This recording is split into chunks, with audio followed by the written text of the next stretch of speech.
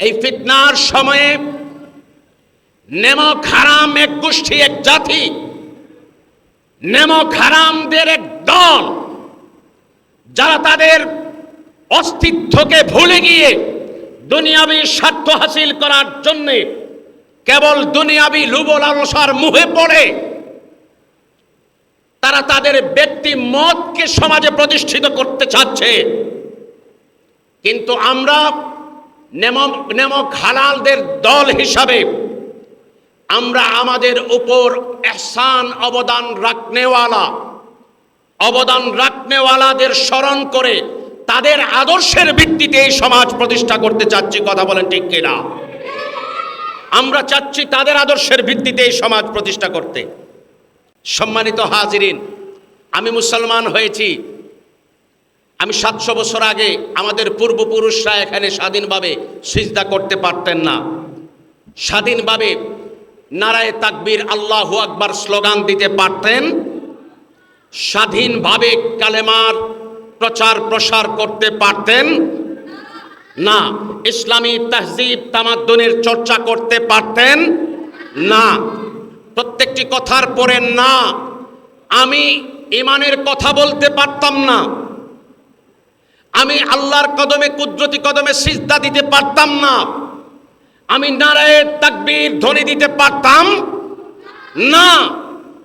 এই প্রত্যেকটা নাকে যিনি হেতে রূপান্তরিত করেছেন তিনি হচ্ছেন হযরত শাহজালাল মুজাররদে ইয়ামানী রাহমাতুল্লাহি আলাইহি। কোন সন্দেহ আছে? আমার টুপি, আমার পায়জামা, আমার লেবাস, আমার সেই বাহাদুরি, আমার বজ্রকণ্ঠ, অনেক কিছু আছে, অনেক কিছুর পেছনে আছেন হযরত শাহজালাল মুজাররদে ইয়ামানী রাহমাতুল্লাহি আলাইহি। আপনারা বলেন বাবা, গৌরগোবিন্দ গৌর রাজ্যের রাজা, একজন রাজা, একজন শাসক যার সম্পত্তির অভাব আছে নাই, কিন্তু পলায়ন করছে, করার পরে এই জমিনে আসছেন সুদূর ইয়ামানের বাদশাহ শাহজালাল মুজাররদে ইয়ামানী রহমতুল্লাহি আলাইহি। ইয়ামানের বাদশাহ বললাম এই জন্যে, আমাদের কাছে তিনি বাদশাহ। কথা বলেন ঠিক কিনা? সবাই পলায়ন করেছে, শাহজালাল রহমতুল্লাহি আলাইহি কোনো সম্পদ আত্মসাৎ, কোনো সম্পদ লুটপাট, কোনো সম্পদ দখল কিচ্ছু করেন নাই। নিঃস্বার্থভাবে দিন ইসলামকে প্রতিষ্ঠিত করার জন্য সিলেটে এসেছিলেন। এই উদ্দেশ্য মাকসুদ ছিল খালেস, এর জন্যই কিচ্ছু চান নাই, উদ্দেশ্য ইসলাম প্রতিষ্ঠিত হবে, আর এই জমিনে সত্যিকার অর্থে ইসলাম প্রতিষ্ঠিত হয়েছে। কথা বলুন ঠিক কিনা? আমরা ওই ইসলামের কথা বলছি। আমরাও এই বাংলার জমিনে ইসলামের শাসন, ইসলামী রীতিনীতি, ইসলামী সংস্কৃতি, ইসলামী তাহজিব তামাদ্দুন প্রতিষ্ঠা করতে চাই। আমরাও চাই, তবে মন গড়া আদর্শের ভিত্তিতে নয়, শাহজালালের আদর্শের ভিত্তিতে। কথা বলেন ঠিক কিনা? শাহজালালের আদর্শের ভিত্তিতে। খুবই আনন্দিত, খুশিতে আমাদের প্রত্যেকটা হৃদয় উদ্বেলিত। প্রশ্ন হলো কেন আমরা স্মরণ করতে পারছি, আমরা নেমক হালালি করতে পারছি? এই জন্যেই। জানতে চাইবেন এটা কেমন নেমক হালালির ধরন, এটা কেমন, কোন ধরনের নেমক হালালি? এর জবাবে আমি বলতে চাই, আজ থেকে প্রায় 750 বছর আগে যখন এই সিলেটের মানুষ, এই গৌড় রাজ্যের মানুষ, এই জৈন্তা রাজ্যের মানুষ যখন দ্বীন ইসলামকে স্বাধীনভাবে ধারণ করতে পারে নাই, লালন করতে পারে নাই, ইসলাম ঈমানের কথা বলতে পারে নাই, ইসলামী তাহজিব তামাদ্দুনের কথা বলতে পারে নাই, যখন এই সিলেটের মানুষ স্বাধীনভাবে আল্লাহর কুদরতি কদমে সিজদা করার সাহস পায় নাই, আজ থেকে 750 বছর আগে এমনই এক কঠিন সময়ে এই জমিনের মধ্যে সেই বাদশাহী হালতকে ত্যাগ করে দ্বীন ইসলামের প্রচার প্রসার করার জন্যে এই অসহায় সিলেটবাসী তথা বাংলার মানুষকে দ্বীন ইসলামের আলোয় আলোকিত করার উদ্দেশ্য নিয়ে মক্কা মুকাররমার খানকা শরীফ থেকে মামা আহমদ কবিরের দোয়া নিয়ে সফর শুরু করেছিলেন। 750 বছর আগে আমাদের জন্যই যিনি যাত্রা শুরু করেছিলেন তিনি হচ্ছেন হযরত শাহজালাল মুজাররদ ইয়ামানি রহমতুল্লাহি আলাইহি। ইতিহাস তালাশ করলে পাওয়া যায় 4 থেকে 5 জন সঙ্গী নিয়ে মক্কার খানেকা সোহরাওয়ার্দী সিলসিলার প্রবর্তক শিহাবুদ্দিন রহমতুল্লাহ হযরত শিহাবুদ্দিন রহমতুল্লাহি আলাইহি এর শিষ্য হিসাবে ওইখানে যিনি তালিম গ্রহণ করছিলেন মামা ওই জমিনই হবে শাহজালাল মুজাররদ ইয়ামানি রহমতুল্লাহি আলাইহি এর বসবাসের জমিন, এবং ওই জমিনেই তিনি ওই জমিনকে ইসলামের রঙে রঙিন করবেন। ওয়ারার গম্বুদে খাদরার ইতিহাস নিয়ে আছি আমরা, এমন এক ইতিহাস নিয়ে আছি যে কিয়ামত সংগঠিত হবে, ময়দানে মাশার প্রতিষ্ঠিত হয়ে যাবে। আমাদের ইতিহাস ওই ময়দানে মাশারেও থাকবে। আওয়াজ করে বলুন আলহামদুলিল্লাহ। নবী করিম সাল্লাল্লাহু আলাইহি ওয়াসাল্লামের আনীত ইসলাম, যে ইসলাম ধর্মে আমরা দীক্ষিত হয়েছি, গ্রহণ করেছি, জন্মসূত্রে ইসলাম পেয়েছি, আমাদের ইতিহাসের শিকড় গভীর থেকে খুবই গভীরে। তাই আমরা গর্বের সাথে কথা বলতে পারি, আমরা শক্তি নিয়ে কথা বলতে পারি। এই শক্তি আসে ঈমান থেকে, এক আল্লাহর ওয়াহদানিয়াত, তাওহীদ এবং নবীজির রিসালাতের বিশ্বাস থেকে এই শক্তি আসে। মনে রাখবেন, এটা আমাদের ইতিহাসের শক্তি। আমাদের ইতিহাসের শক্তি হচ্ছে আল্লাহর একত্ববাদের বিশ্বাস এবং নবীজির রিসালাতের বিশ্বাস। ঈমানি শক্তিটাই হচ্ছে আমাদের ইতিহাসের শক্তি। এটা সকলে মনে রাখবেন। বলছি এই কথা এই জেনারেশনের ভাইদের জন্য, কথাগুলি এই জন্য বলছি, এগুলি কিছু পরিচয় রাখার দরকার। দরিয়া শাহ রহমতুল্লাহি আলাইহি এর মাজার শরীফ নতুন ব্রিজের ওই পারে, কদমতলির পারে মাজার শরীফ, অন্যতম একজন সঙ্গী ছিলেন চাশনি পীর রহমতুল্লাহি আলাইহি। শাহজালাল রহমতুল্লাহি আলাইহির হাতে যখন মামা আহমদ কবির রহমতুল্লাহি আলাইহি কিছু মাটি দিয়েছিলেন, ওই মাটিগুলি সংরক্ষণের দায়িত্ব ছিল চাশনি পীর রহমতুল্লাহি আলাইহির। তিনি এই সিলেট পর্যন্ত এই মাটি সংরক্ষণ করেছিলেন। শাহজালাল রহমতুল্লাহি আলাইহি মক্কার খানকা থেকে যখন মক্কা মুকাররমার খানকা থেকে যখন সোহরাওয়ার্দীর খানকা থেকে যখন রওনা দিয়েছেন, এই সিলেট পর্যন্ত আসতে আসতে 360 জন ছিলেন, সঙ্গী সাথে নিয়েই এই সিলেটে এসেছিলেন, আপনারা জানেন। তো আমি বলছিলাম এই কথা যে নেমক হালালির ধরন এটা কেমন ধরন, নেমক হালালির ধরনটা এটা কোন ধরনের নেমক হালালি। দেখেন, আমি মুসলমান, ভাবতে ভালো লাগে না খারাপ লাগে? আপনারা বলেন ভালো লাগে না খারাপ লাগে? আমরা মুসলমান, এই ভাবনাটা আমাকে উচ্ছ্বসিত করে নাকি আমাকে দুর্বল করে? আমাকে উচ্ছ্বসিত করে, আমার মধ্যে আরো স্পিরিট যোগায়। আমি মুসলমান, আমি ঈমানদার, এ কথা বলতে আমাদের ভালো লাগে না খারাপ লাগে? হযরত বেলাল রাদিয়াল্লাহু তাআলা আনহু, হযরত খাব্বাব রাদিয়াল্লাহু তাআলা আনহু, হযরত খুবাইব রাদিয়াল্লাহু তাআলা আনহু কাফের বেদিন বেঈমানদের সেই জুলুম নির্যাতনের মধ্যে যে আওয়াজটি তুলেছিলেন, প্রত্যেকে একটি আওয়াজ তুলেছিলেন, লা ইলাহা ইল্লাল্লাহ মুহাম্মাদুর রাসূলুল্লাহ। এটাই ছিল তাদের শক্তি।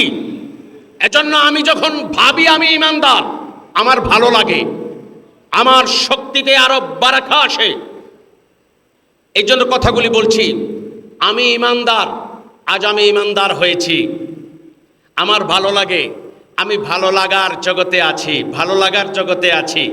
কিন্তু এই ভালো লাগার জগতের বাসিন্দা হওয়ার ক্ষেত্রে কার কার অবদান আছে, কার কি অবদান আছে, কার অবদান আছে এবং কি অবদান আছে, এই কথাগুলি ভাবার সময় বর্তমানে এসেছে।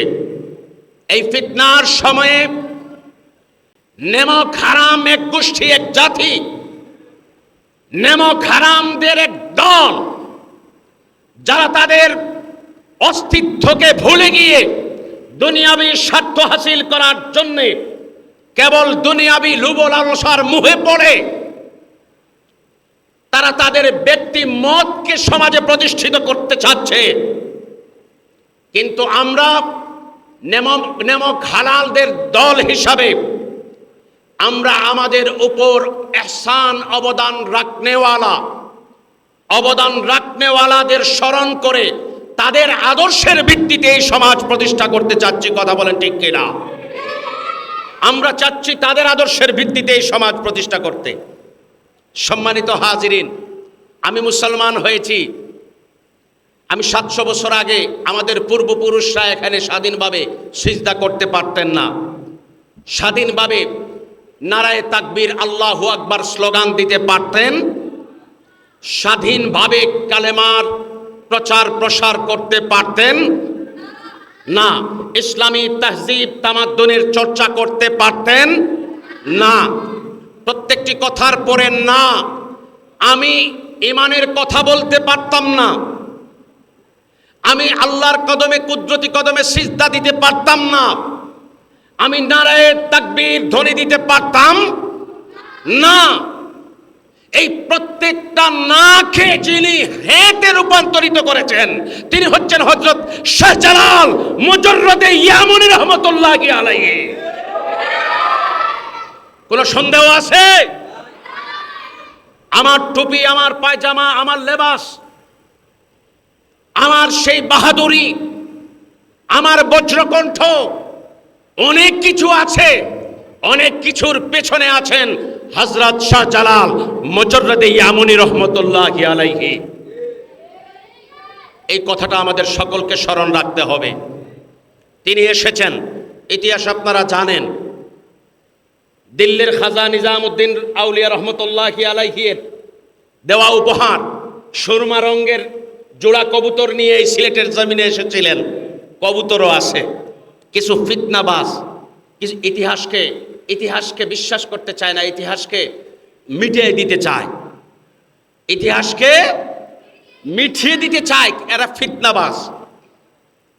আচ্ছা, কবুতর উপহার দিয়েছেন, কবুতর নিয়ে আসছেন শাহজালাল রহমতুল্লাহ আলাইহি। মাজারে কবুতর আছে, সেই 750 বছর 2টা কবুতর, এক জোড়া কবুতর থেকে প্রজন্ম যদি হয় তাহলে লাখে লাখে কবুতর হয়। কথা কোন ঠিক কিনা? হ্যাঁ, কোটি কোটি হয়ে যায়, কোটি কোটি কবুতর হয়ে যায়। তুই বেটা এই কবুতর নিয়ে বিতর্ক সৃষ্টি করবে, তোর এত সময়টা কেন? কই থেকে এই সময়টা পাও তুমি? এটা কি, এটা তো তুফা বলা হয়। তুফাও বলতে পারবেন। খাজা নিজামউদ্দিন আউলিয়া রহমতুল্লাহি আলাইহির উপহার, এটার মধ্যে বারাকা দিয়েছেন আল্লাহ তাআলা।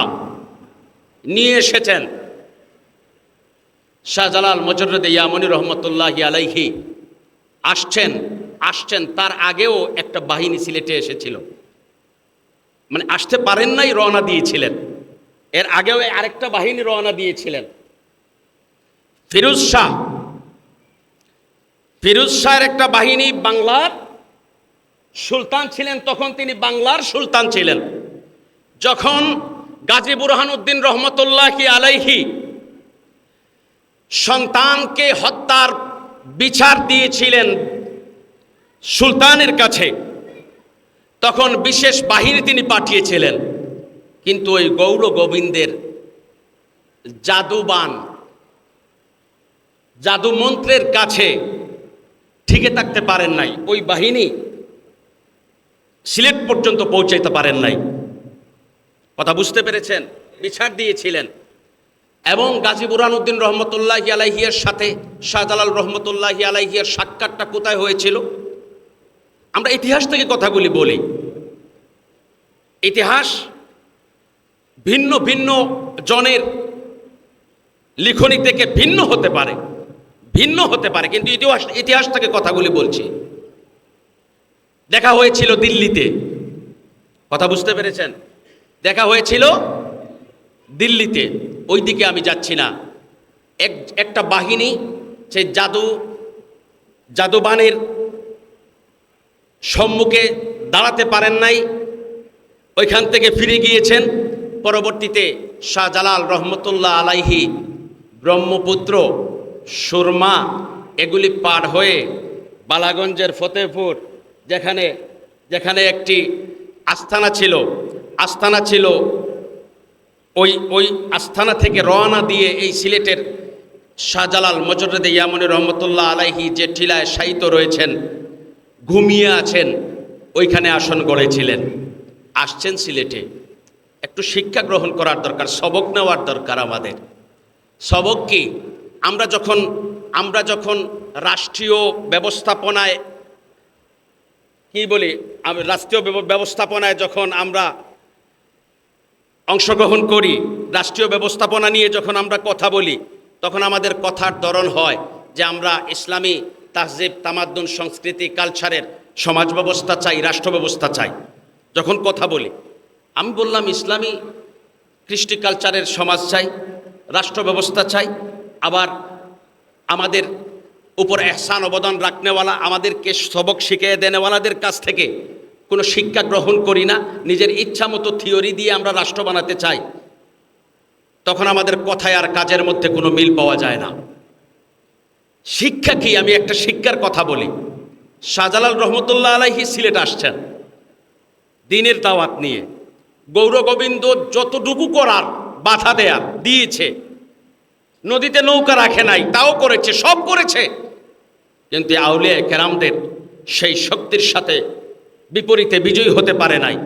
সিলেটে আসছেন, সিলেটে এসে এখানে গৌরগোবিন্দ খবর পেয়েছে যে বাহিনী তো সিলেটে ঢুকে পড়েছেন, তিনিও আত্মরক্ষার্থে প্রাণে বাঁচতে সেই নিজের আসন থেকে, গৌরগোবিন্দের সেই প্রসাদ থেকে তিনিও বের হয়ে চলে গেছেন। নাই গৌরগোবিন্দ নাই। কে আসছেন? শাহজালাল। কে আসছেন? রহমতুল্লাহি আলাইহি, সুলতান সিলেট।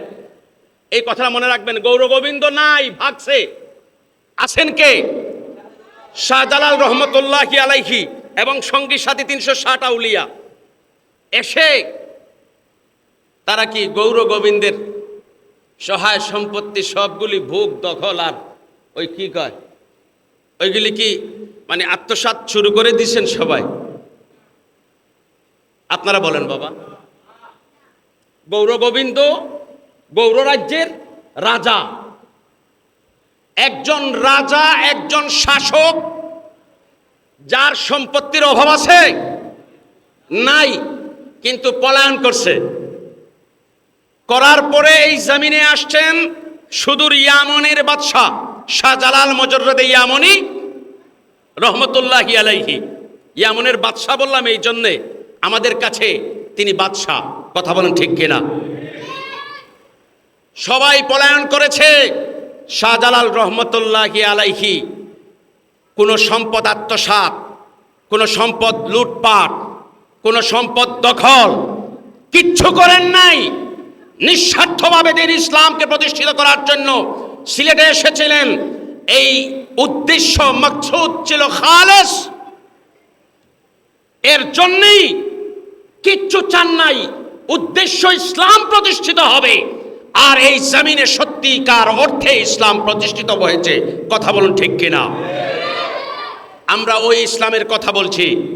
আমরাও এই বাংলার জমিনে ইসলামের শাসন, ইসলামী রীতিনীতি, ইসলামী সংস্কৃতি, ইসলামী তাহজিব তামাদ্দুন প্রতিষ্ঠা করতে চাই। আমরাও চাই, তবে মন গড়া আদর্শের ভিত্তিতে নয়, শাহজালালের আদর্শের ভিত্তিতে। কথা বলেন ঠিক কিনা? শাহজালালের আদর্শের ভিত্তিতে।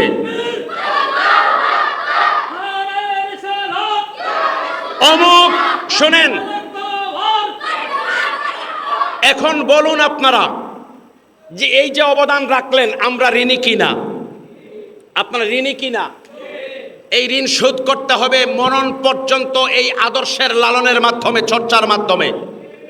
বলবেন ঋণটা কেমনে শোধ করব? ঋণ শোধ করার একটা অন্যতম তরিকা, পন্থা হচ্ছে এই আদর্শের চর্চার মাধ্যমে। আপনি যত মরার আগ পর্যন্ত, কাবলাল মউত, মরার আগ পর্যন্ত আপনি এই আদর্শের চর্চা করবেন, আপনি নেমক হালালি করবেন। আর এর চর্চার বাইরে অন্য কোন মানুষের মিষ্ঠারের, অন্য কোন বিশেষ ব্যক্তির, বিশেষ রাজনৈতিক ব্যক্তিত্বের আপনি লেজুর বৃদ্ধি করে ওই আদর্শের ভিত্তিতে আপনি ইসলামকে প্রতিষ্ঠিত করতে চাইবেন, সম্ভব হবে না, সম্ভব হবে না। এই শাহজালাল রহমতুল্লাহ আলাইহি আউলিয়া কেরামদের আদর্শের ভিত্তিতে ইসলামী সমাজ প্রতিষ্ঠিত হবে। আমার কথা আমি দীর্ঘায়িত করছি না। শাহজালাল রহমতুল্লাহি আলাইহি এবং আউলিয়া কেরামদের আদর্শের ভিত্তিতে ইসলামী সমাজ প্রতিষ্ঠিত হবে। এর বাইরের যত কিছু আছে, যত লোভ, যত প্রচার, যত কথা, যত কি বলি, ওই যে টাল বাহানা যতগুলি আছে, প্রত্যেকটা হচ্ছে মিথ্যা বানোয়াট, সবগুলি মিথ্যা বানোয়াট। আউলিয়া কেরামদের এই দেশ, শুধু এই দেশ নয়, ভারতবর্ষ, এই দেশ নয়, ভারত আমাদের, ভারত আমাদের। বলবেন আমাদের কেন? বললে আমাদের পূর্বপুরুষ আউলিয়া কেরামগণ এই ভারতকে শাসন করেছেন। হাজার হাজার বছরের ইতিহাস খুঁজেন, যে গোটা এই ভারতবর্ষে ইসলাম প্রচার হবে আউলিয়া কেরামের আদর্শে, ইসলাম প্রতিষ্ঠিত হবে এই আদর্শের ভিত্তিতে। এটাই আমাদের মূল কথা। আসুন, আমরা ঋণ শোধ করতে পারি নাই, আজ আমি মুসলমান, আমি শক্তিশালী, আমি আনন্দিত, আমি উদ্বেলিত, আমি আজ ইমানি বলে বলিয়ান। এই ইমানি বলে বলিয়ান হওয়ার পেছনে আমাদের পূর্বপুরুষ আউলিয়া কেরামগণ আমাদের জন্য ঘর বাড়ি, ধন দৌলত, সহায় সম্পত্তি, জীবন যৌবন সব কিছু উৎসর্গ করে দিয়েছেন। আমরা আল্লাহর দরবারে শুধু ফরিয়াদ করি, রাব্বুল আলামিন, আমাদের দেওয়ার কিছু নাই, আমাদেরকে যতটুকু দিয়েছেন আমরা যেন তাদের থেকে পাওয়া ওই বিষয়গুলি নিয়ে নেমক হালালির সাথে আমাদের জীবনের সফরটা শেষ করতে পারি, এই আবেদনটুকু রাখি। সকলের কাছে দোয়া চাই। আপনারা গুরুত্বপূর্ণ বক্তব্য শুনবেন। আর আগামীতে আউলিয়া কেরামদের আদর্শের যে কোনো সভা, সেমিনার, ইসালে সওয়াব, যে কোনো ধরনের মিটিং যখনই আমার ভাইয়েরা আপনারা যেখানে শুনবেন, নিজ থেকে ইনশাআল্লাহ অংশগ্রহণ করতে পারবেন তো? কেন? আমরা ঋণী। কেন যাব? আমরা সবাই বলেন আমরা ঋণী। ওয়া আখিরু দাওয়ানা আলহামদুলিল্লাহি রাব্বিল আলামিন। ওয়াসসালামু আলাইকুম ওয়া রাহমাতুল্লাহি ওয়া বারাকাতুহু।